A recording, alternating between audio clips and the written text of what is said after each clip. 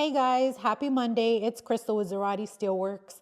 We're starting off with a very productive work week. This morning we had a consultation with the client that we're going to be building out a design for his ranch gate. So that'll be exciting. Later on this week, we are actually getting a slingshot for a 4-seater stretch. So stay tuned for that. But today we had a very scary and eventful incident happen, which I'll show you.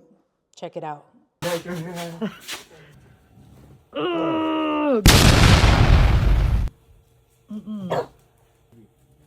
Oh yeah, I don't care if it's just a baby. I don't want it. Oh my God, no. No, stop. Oh, I fell. No.